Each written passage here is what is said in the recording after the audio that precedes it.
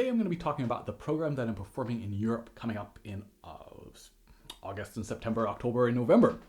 So I'm excited about that, and I wanted to just go over this program and in a way consider this the third of a trilogy of episodes I've done looking at preparing and choosing a concert program. So let's start by kind of working through, I'll talk about each of the choices that I've made in terms of putting this program together. I'm going to start with Bach's Toccata and Fugue in D minor. It's, of course, an instantly recognizable piece, and it feels particularly appropriate to be doing it in Germany. A lot of my time will be spent in Germany.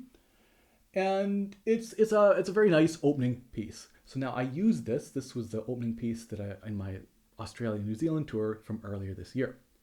And so it often makes sense to reuse pieces if you can to continue playing them because they're in the fingers. And again, sometimes there's limited time. I had about 3 months from the end of that tour to prepare this new program.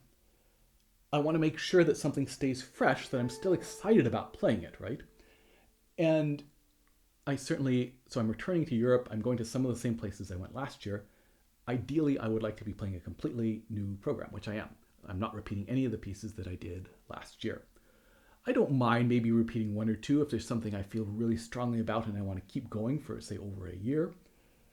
But ideally, I would like to do a completely new program. And again, just not only does that mean that it's new music for people to hear, but it also keeps things fresh for me, right? Sometimes there's a limit that no matter how much you love a piece, you have to give it a little bit of a break. You can't overplay it. But anyway, the Toccata and Fugue, I'm still excited about it. I'm looking forward to it. It wasn't, as I was trying to put this program together, it wasn't a no-brainer that I was going to include it, but it ended up to me being the best option. A nice starting piece, something that is in my fingers at the moment, and yeah, it's going to be good. Then, the second piece on the first half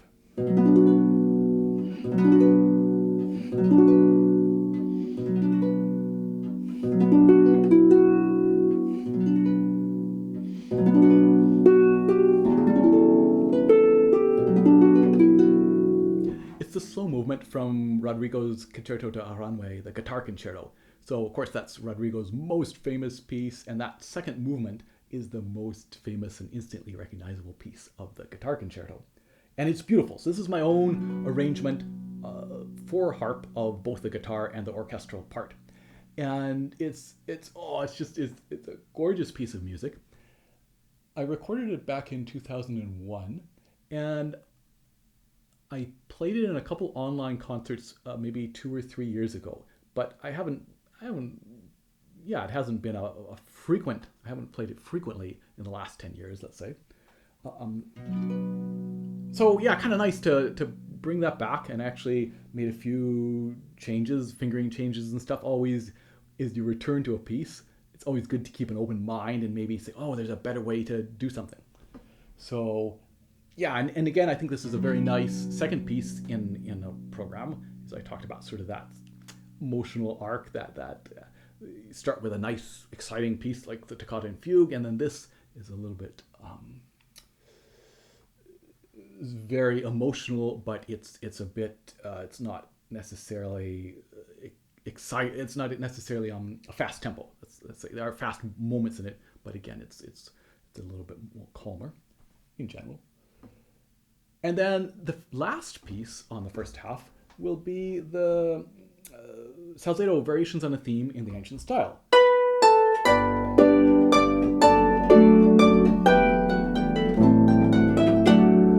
So this, it's been ages since I've played this. I recorded this one back in 1997.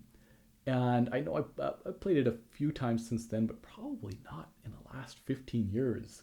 And so this has been really neat to bring this back and kind of remember learning it with my teacher and revisit it. It's a theme in variations, which can always be fun, right? So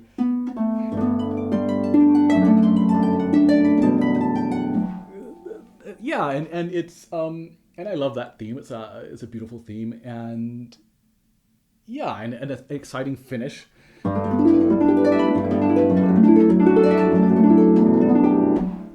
So I think it makes a good closing piece for the first half. And again, something new for me that I haven't played for a while, which can always be nice and exciting that way. And then the second half, I'm going to start with the complete Bach first partita, keyboard partita.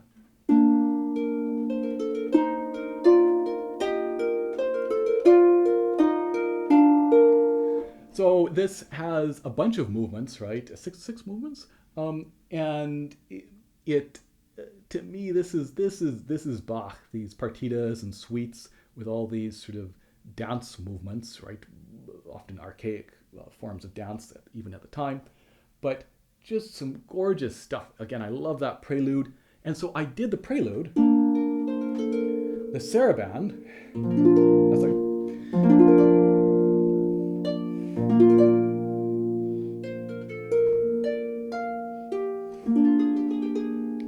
And the jig,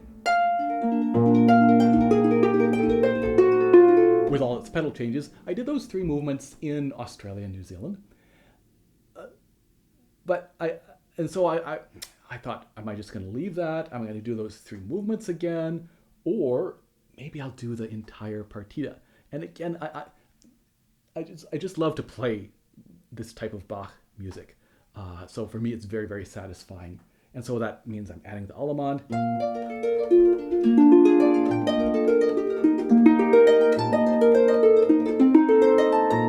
And the Courant.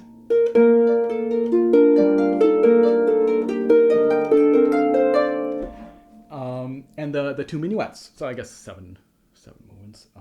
If we count the minuets, maybe count as one.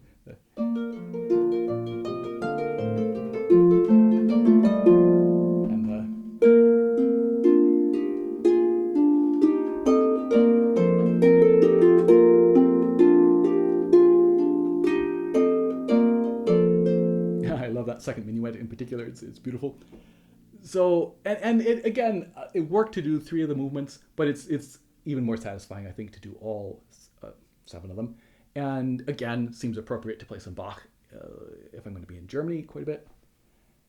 And then for the second piece on the second half, for a while I was thinking I would do the Godefroy E flat minor Etude again, Etude concert.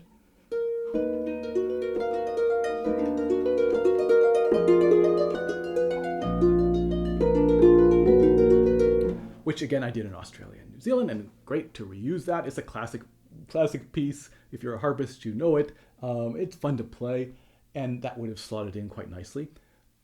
But in the end, I decided I wanted to do at least one of my own compositions, and I'll use that as a potential encore, so you might hear it anyway. But I thought I decided to bring back my passage, which is the first.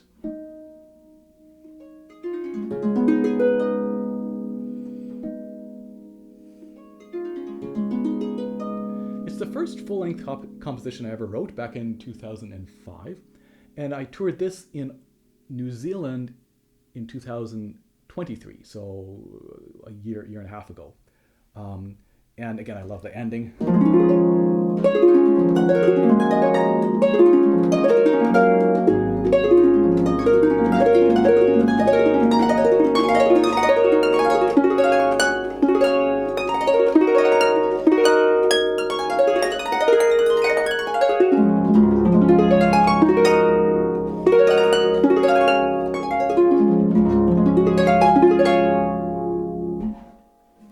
And so again, it wasn't necessarily, I have to do some practice on it, but it was still quite in my fingers because I had just played it again just a year and a half ago, toured it. And then the closing piece is going to be the Eugene Onegin Fantasy.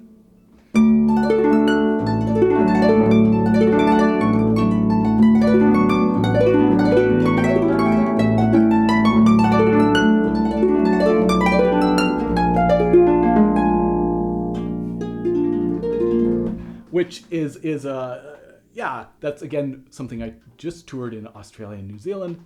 It's a great sort of closing piece, nice and cheerful for the most part, and energetic. And so again, it's a balance of as I'm putting this together, then I'm putting together kind of a short list of, okay, what are pieces that are in my fingers at the moment, for example, and that again I haven't played, say, last year if I'm returning to a location. What are some pieces that I haven't played for a while that I think, oh, like the Salzedo, maybe I'll dig that out and just kind of take a look at it and see if it feels and sounds appealing. What are some pieces that I have performed many times before? So, for example, the Moldau, Foray Impromptu, Baroque Flamenco. Those, for example, are ones that I enjoy playing. They're great pieces, and I could definitely get them ready in a short amount of time. Hindemith sonatas, stuff like that, right? And then also, maybe, is there anything new that I want to learn? And so for this program, I felt the timeline is a bit too short. I do have some new pieces in mind to learn, but I want a little bit more of a time frame to learn them. So put together this short list, kind of try some combinations of slotting it together, as I talked about in structuring a program. Is this going to fit in how I wanted this program to work? And maybe I have 3 potential pieces from the French composers from the 1900s, and it's just too many, right? So even though I might maybe like all of them, I have to cut 1 or 2. Trying to create a short list and kind of narrow it down, and then choose something. And again, you never know, maybe, in terms of how is it actually going to feel when you put the program together. Is it going to work? Over the years, you start to, though, build that experience of, maybe even if I haven't played this particular combination of pieces, it is going to work.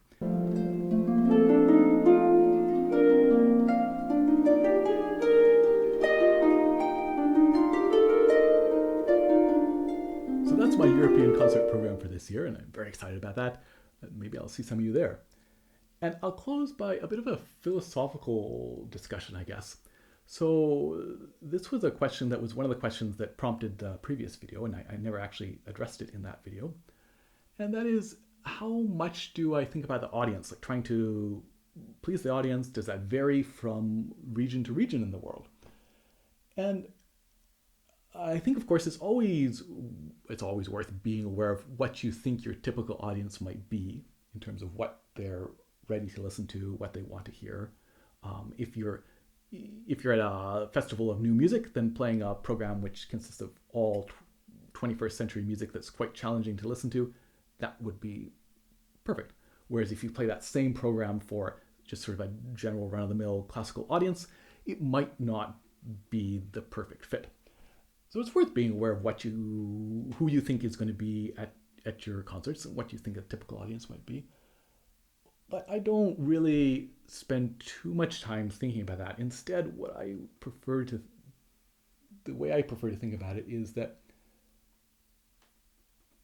I don't want to try to please an unknown audience, because how can you? You don't know who they are, right? Instead, what I want to do is I want to play music that I am passionate and excited about, and then draw people into that. So, because I can control that, right? And so here, for example, putting this program together, putting any program together, even though it might make sense to maybe reuse pieces that I've played recently, or bring back a piece I know really well, I also want to make sure, and they might be, great crowd pleasers, but I also want to make sure that the music stays fresh and exciting to me. So what I'm looking for is as I say, to feel strongly about the music that I'm playing, and then, again, not a sense of trying to project that to the audience, but instead a sense of inviting the audience in to share my own love of the music, to draw people in, and for this shared experience of this amazing music. So yes, it is, of course, worth thinking about maybe the how your concert program might be perceived to what you imagine the typical audience member might be. But I think even more important is, if you feel strongly about the music you're playing, that is going to come across. And I think that is long-term a more stable way of thinking about that, because you know what you are feeling and what you want to play. So anyway, just some thoughts on that. So I hope you've enjoyed this, and I will see you soon for another episode of Harp Tuesday.